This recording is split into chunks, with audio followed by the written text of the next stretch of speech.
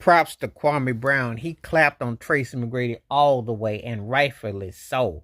First of all, he said Kobe's not here to defend himself, and it's unfair to talk about someone who's deceased and no longer defend themselves. And second of all, he he had me laughing. He said if Shaq got hurt in them finals, you'd have followed suit and got hurt too. Everybody knows that T-Mac was lazy to an extent.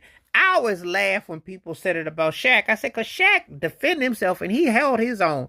And if lazy means 4 rings, 6 finals appearance, 3 straight appearance, Pete, at dominance like he did, more people needed Shaq's lazy than Tracy McGrady's lazy. White Chocolate, a.k.a. Jason Williams, said that if Tracy McGrady wasn't lazy and he had the work ethic as Kobe, he could have been the GOAT. Tracy McGrady should have been an all-time great. He should have been the Dominique Wilkins of his generation, but better, because he had an inside-outside game and range. He did not apply himself.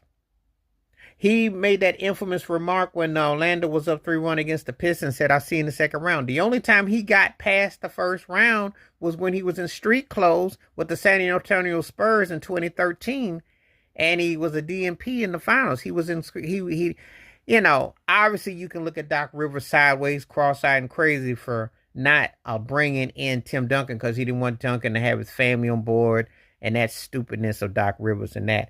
And Craig Hill got hurt. But he remember when he had Yao Ming in Houston, he said, oh, we're the new Shaq and Kobe.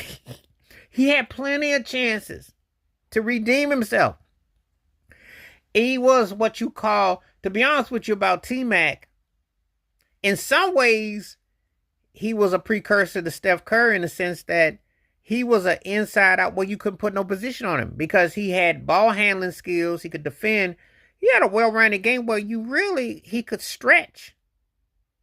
He was like almost a nondescript positional player, versatility.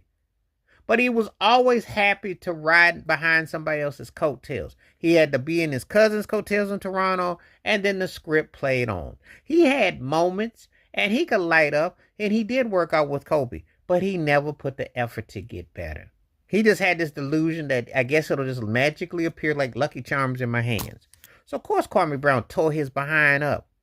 Yeah, he probably does want a ring or so playing with Shaq. When Shaq was in his peak, in his prime, I kid you not, you could have put anybody in the passenger side, could have won a ring with it. I do believe that. For at least one ring, yeah. Because Shaq was that dominant. And that's why I always trip out when people say lazy and underachieved.